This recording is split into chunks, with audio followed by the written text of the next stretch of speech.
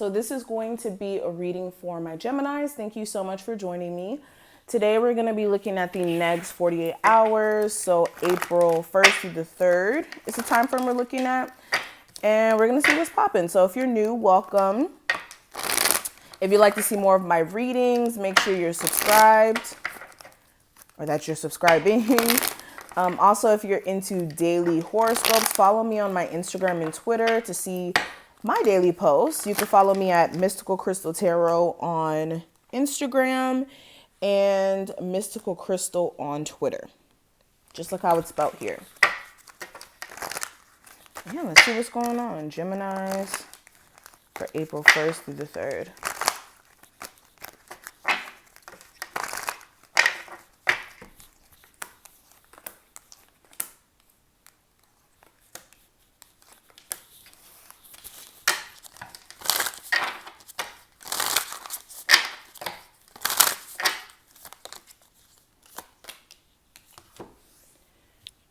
Okay. So let's go ahead and get straight into it. So the first card is going to represent the present situation. We do have the Hermit card. And as you can see, this person's like lost in a whole forest and things of that nature. So with the Hermit card, present situations, you guys having to go within and really look deep in terms of really what you need to like catapult you or push you forward. This is like you having ideas and things that you want to necessarily accomplish, but you may be needing to first confront what's going on within, because you could have moments where you're second guessing yourself and you're not really taking the action like how you want to. And it may be more of a subconscious thing that's causing you to stray away from the things that you know you want to do. It's like knowing deep down that you want to go in said career, but the second guessing, the worrying, all the thoughts that you may be having may be keeping you from actually taking action. Okay. Also with the Hermit card, this is you guys going into a space of introspection to make sense of certain issues you guys may have or things that may be, again, subconsciously affecting you. All right. Also, there may be a Virgo of significance. We do have the Three of Swords covering that. So yeah, this is you guys going deep within and confronting disappointment that you may have. This could be disappointment in a person specifically. This could be disappointment in something not necessarily working out or panning out like you would have hoped.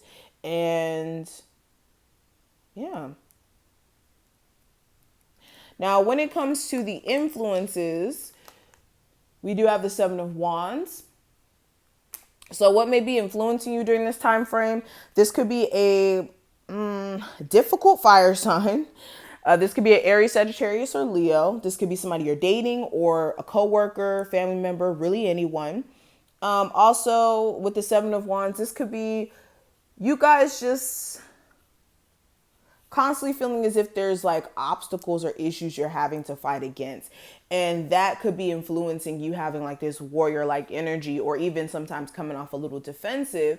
But it's not that you're necessarily defensive. It's just you feel like you always have to, again, overcome obstacles or be a warrior in a sense.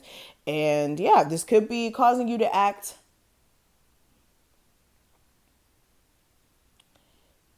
this may be causing you to act more, like I said, defensive. Some of you also, why you may be acting the way that you are, what may be influencing your actions may be difficult relationships. And because of that, you may be, being a little difficult when it comes to finding new love, because you may be thinking that the experiences you've had in the past are just going to keep repeating. But instead of subscribing to that thought process, what may be important is looking at what you may be accepting that may be causing you to accept the same type of people over and over and over and over and over again. Sometimes it's more of a us thing than really anyone else if we keep attracting the same people over and over and over and over and over again. Now, the challenge itself, we do have the Two of Swords. So the challenge may be that you guys are caught in a rock and a hard place. where there's a decision that needs to be made, but you're having a hard time making it. So, for example, this could be you having to make a decision on a connection that you have with someone. But you can't necessarily make that decision because you and this person may be at odds, like the communication may be just off. And instead of you guys really listening to understand each other, it may be just more of this like stubborn, combative energy. And you can't necessarily make a decision on the connection because there is so much stubbornness going on. Also, another example would be you having like two different career ideas and finding pros and cons in both of them and not necessarily knowing which one to go after. So you being caught in a rock and a hard place because you don't want to make the wrong decision. So that could be an example of being caught in a rock and a hard place. It's like having to make a decision, but not knowing either if it's the best decision or not being able to.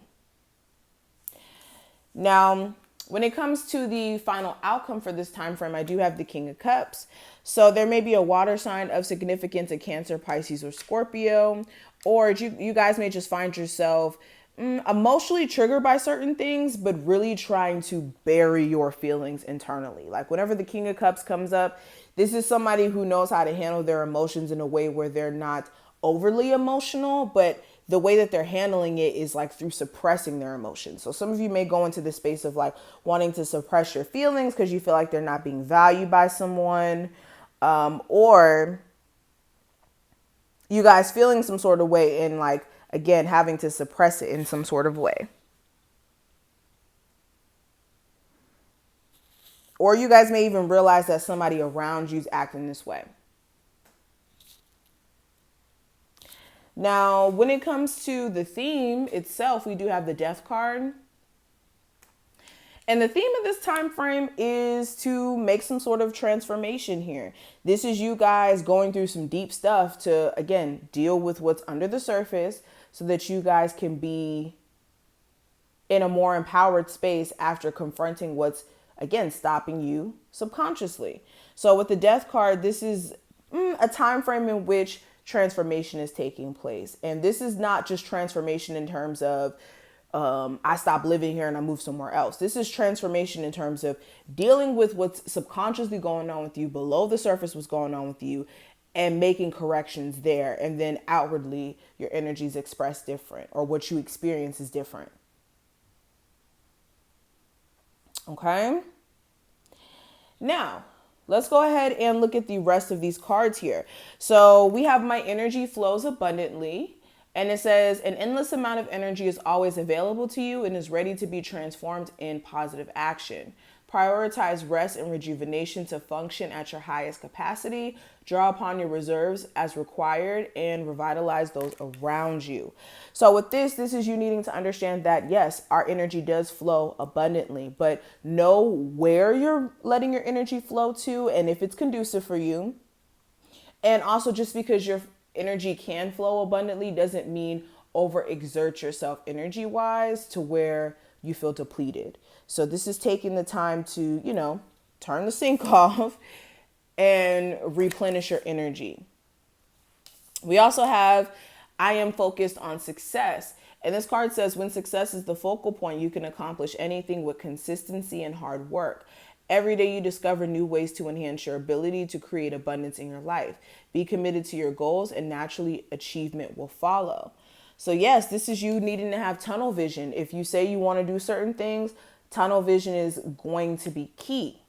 Okay, you need to focus in. You need to first identify what you're trying to do, and you need to focus in and hone in on that. So yes, I hope that you enjoyed. If you did, thumbs this video up. Subscribe. Feel free to check out the description if you want a personal session with me.